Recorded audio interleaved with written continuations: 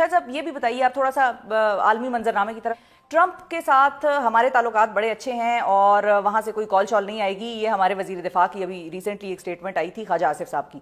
आपको भी ये लगता है कि हमारे ताल्लुकात ट्रंप के साथ बहुत अच्छे हैं और वहाँ से कोई कॉल शॉल नहीं आएगी? देखिए जी, मैं वाहिद पाकिस्तानी हूँ जिसने प्रेडिक्ट किया था पेशन गोई की थी 1.5 साल पहले कि ट्रंप इलेक्शन जीत जाएगा। उसको सब कहते थे सवाल ही पैदा नहीं होता, इसके खिलाफ केसेस है। मैंने कहा वो टिका के जीतेगा। और दूसरी पेशन गोई ये की थी कि जब वो पाकिस्तान देखता है ट्रंप, उसको पाकिस्तान में एक शख्स नजर आता है जो उसको वो अपना दोस्त समझता है, और उस शख्स का नाम इमरान खान है, जो कैदी नंबर 804 है।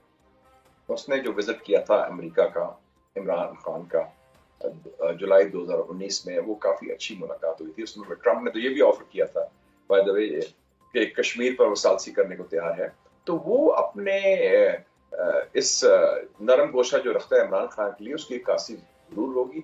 और मेरे ख्याल में वो वहां से सरकारी वाशिंगटन से आवाज बुलंद होगी उसकी रिहाई के लिए। उनके साथियों ने तो कर दी है, और उसको फिर मानना भी पड़ेगा हुकूमत पाकिस्तान को। वो तो है हुकूमत का फैसला है, वो मैं नहीं कह सकता। अच्छा। लेकिन माजी में तो जब आपको अमेरिका से कॉल आई तो आपने मान लिया ना। जनरल जिया के जमाने में आपको याद, आप तो खैर नहीं थे उस वक्त, बहुत माशाल्लाह यंग हैं। जब मैं भी आपकी एज का था उस वक्त, यंग जर्नलिस्ट था, तो 1984 में बेनजीर भुट्टो साहब अभी जेल में थी कैद नाहक में। तो अमेरिका ने भेजा स्पेशल एनवॉय, उसका नाम था पीटर गैलब्रेथ। बेनजीर उसको सखर जेल में थी। तो उनके आने से एक दिन पहले गवर्नमेंट ने, उसको फौजी गवर्नमेंट थी जनरल जिया साहब की, उन्होंने बेनजीर भुट्टो को रिहा भी किया, पासपोर्ट भी दिया और लंदन भेज दिया। और उसके लैंड करने से एक दिन पहले फिर सन 2000 में जब मियां साहब के खिलाफ केसेस भी बनाए गए, तियारा साजिश केस और सारा कुछ, तो सदर क्लिंटन ने कहा कि नवाज शरीफ मेरा यार है, मेरा दोस्त है, is my buddy, I want him released before I leave office.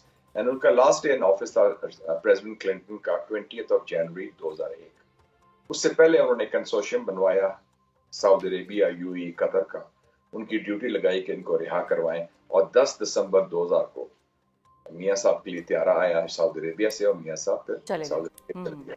तो माजी में तो ये रहा है, लेट्स सी नाउ। और अभी आप देखेंगे आज भी जो नई अपॉइंटमेंट हुई है अमेरिकन का, जो under secretary of state for diplomacy public state department में, डेरन बेटी, वो शख्स है जिसने अमेरिकन जर्नलिस्ट जिसने सबसे आखिरी इंटरव्यू इमरान खान का किया था, बिल्कुल अरेस्ट होने से पहले 2023 में।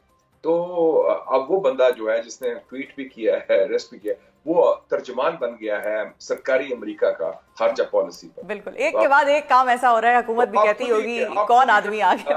Connect the dots please. हाँ जी बिल्कुल, कनेक्ट द डॉट्स। अच्छा, फाइनली मुशाहिद साहब ये भी बताइए कि अब जो ट्रंप जो है वो बाकी दुनिया के साथ कर रहे हैं, कनाडा के साथ या चाइना के साथ, या टैरिफ की वॉर है मेक्सिको के साथ, एक तरफ उसको देखिए और दूसरी तरफ ये देखिए कि मोदी और ट्रंप के ताल्लुकात किस तरफ जा रहे हैं। और जाहिर है अब एक विजिट भी होगा जब फॉर्मली एक तरह से इन्विटेशन आ गया और कह दिया कि भाई आप तशरीफ लाइए।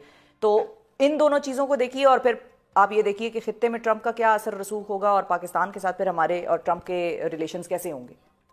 मैं अभी पढ़ा था बयानात राहुल गांधी का, जो कायदे हिज़्ब इख्तिलाफ है हिंदुस्तान की लोकसभा में।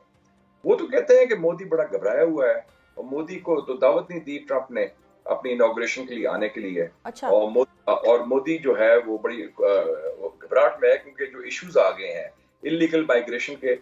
India is the 3rd largest country जिसकी इलीगल माइग्रेंट्स है अमेरिका में। मेक्सिको, अल सल्वाडोर के बाद हिंदुस्तान है। 7 लाख इलीगल माइग्रेंट्स हैं हिंदुस्तान के अमेरिका में है। और वो उस पर प्रेशर आएगा। फिर आपने देखा कि पिछले साल को 1 लाख इंडियंस ने कोशिश की अमेरिका एंटर करने के लिए वाया मेक्सिको बॉर्डर, वो भी एक इशू है। टैरिफ्स का इशू है। इंडिया की रॉ की रियासती दहशतगर्दी का इशू है, जिसमें रॉ ने अमेरिकन को मारने की कोशिश की, जो सिख नजात अमेरिकन। बिल्कुल, कनाडा में भी बड़ा इशू ये चल रहा है। कनाडा में भी इशू हुआ, पाकिस्तान में भी किया है। तो वो ये नए इश्यूज आ गए हैं। और मेरे ख्याल में जो खुली छुट्टी हिंदुस्तान को मिली थी, मोदी को मिली थी बाइडन के दौर में, वो ट्रंप के दौर में नहीं मिलेगी। तो इसलिए वो मोदी बड़ी खुशामद कर रहा है, कोशिश कर रहा है जाके वो उसको आराम करे अपना ट्रंप को। और देखते हैं उसका विजिट कैसे होता है। लेकिन मजे की बात है कि हिंदुस्तान के सदर वजीर आजम जा रहे हैं वाशिंगटन, हमारे सदर जा रहे हैं चाइना। तो इससे ये भी तरजीहात में शामिल होता है कि हिंदुस्तान की तरजीह क्या है और पाकिस्तान की तरजीहात क्या है। بالکل صحیح ہے. اچھا، اور جاتے جاتے چونکہ آپ پاک چائنا انسٹیٹیوٹ کے سربراہ بھی ہیں، یہ سوال میں آپ سے نہیں پوچھوں گی تو ہم اپنے ساتھ بھی زیادتی کریں گے. جو صدر زرداری صاحب کا اب چائنا کا دورہ ہے وہ آپ کو کس طرح سے آؤٹ کم اس کی ہوتی ہوئی کیا نظر آ رہی ہے؟ کیونکہ چائنا کے بڑے گریو کنسرنز رہے ہیں ہماری سیکیورٹی سچویشن کے حوالے سے. میرے خیال میں چائنا کا جو دورہ ہے بڑا خوش آئند ہے صدر زرداری کا. یہ انشاءاللہ کامیاب اور اچھا دورہ ہوگا. یس، چائنا کے بڑے تشویش بھی ہے اور کچھ تحفظات بھی ہیں، خاص طور پہ دو ایشوز پر. سیکیورٹی پر، جس میں ہماری نالائکی رہی ہے کہ ہم کوئی پچھلے 5 سالوں میں 19 چائنیز مارے گئے بیچارے دہشت گردی کے ذریعے، اس میں 13 پاکستانیز بھی تھے، 7 واقعات ہوئے دہشت گردی کے. اور دوسرا ایشو ہے جو ہے لال فیتے کا سی پیک کے حوالے سے، کہ چائنیز پروجیکٹس کو ہم نے کہا تھا کہ ہم 1 ونڈو آپریشن دیں گے، اس میں کامیاب نہیں ہوئے، اور فل پروف سیکیورٹی دیں گے. تو اب حکومت کو چاہیے کہ یہ تو مین میڈ ایشوز ہیں، یہ ہمارے ہاتھ میں ہے، ہماری سسٹم میں ہے، بیوروکریسی ہے، وہ کنٹرول کر سکتی ہے، اس کو ٹھیک کرے اور ہم معاملہ ٹھیک کر سکتے ہیں. وہ چائنا کی ہماری چٹان کی طرح ہمارے ساتھ چائنا کھڑا رہا ہے بالکل ہر لحاظ پر، ہر موقع پر، ہر ایشو پر. تو ہم یہ ریلیشن شپ کو بڑی پریشیس ریلیشن شپ، بڑی قیمتی یہ قربت ہے، اس کو ہم بنا کے رکھیں، اس کو ٹھیک کر کے رکھیں، اور جو بھی ہمارے سے ہو سکتا ہے اس کو ہم مضبوط اور مستحکم کریں. اور میں سمجھتا ہوں کہ یہ دورہ خوش آئند ہے، میں ویلکم کرتا ہوں. اور لیکن وہ کنوے کریں گے اپنی تشویش اور ایشوز، تو ہم اس کو ٹھیک کریں، ہمارے ہاتھ میں ہے. تو اگر نہیں کر سکتے تو یہ ہماری نالائکی ہوگی، یہ حکومت کا فیلئر ہوگا. بہت شکریہ ادا کریں گے مشاہد حسین سید صاحب کے ساتھ. ناظرین، ہماری بڑا ایک انلائٹنگ سیشن جو ہے وہ لگا اور بڑی انٹرسٹنگ گفتگو ہوئی. مشاہد صاحب نے بڑا واضح طور پر کہا کہ جو لیوریج ایک زمانے میں انڈیا لیا کرتا تھا امریکہ کے ساتھ اچھے تعلقات کی، اب وہ لیوریج جو ہے وہ شاید کرٹیل ہوتی دکھائی دے رہی ہے. ساتھ ہی ساتھ انہوں نے یہ بھی کہا کہ قیدی نمبر 804 اور گیٹ نمبر 4 کے درمیان جو رابطے استوار ہو رہے ہیں وہ ایک اچھا شگون ہے، اچھا سگنل ہے، اور وہ چاہتے ہیں کہ اس چیز میں مزید آگے بہتری آئے. اور ان کو یہ بھی امید ہے کہ دوسری طرف سے بھی جواب آ سکتا ہے، اور وہ کسی اور میڈیم کے ذریعے ہو سکتا ہے. ضروری نہیں ہے کہ کاغذی وہ ڈاکیے کے تھرو ہی وہ لیٹر بھجوائیں. تو اب دیکھنا یہ ہے کہ آگے آنے والے دنوں میں کیا ہوتا ہے پاکستان کی سیاست میں اور دنیا بھر میں کیا ہوتا ہے. ٹرمپ کے حوالے سے بھی ہم نے بات کی، وہ اپنی باقاعدہ طور پہ پیشن گوئی پہ بھی قائم ہے. انہوں نے کہا ایک پیشن گوئی انہوں نے یہ کی تھی کہ ٹرمپ جیتے گا، وہ ٹھیک ثابت ہوئی. اب دوسری پیشن گوئی جو مشاہد صاحب نے کی وہ یہی ہے کہ وہاں سے کال آئے گی قیدی نمبر 804 کی. اب ماننا نہ ماننا یہ پھر اب حکومت وقت پر ہے اس وقت کی کہ وہ کتنا پریشر لے سکتی ہے.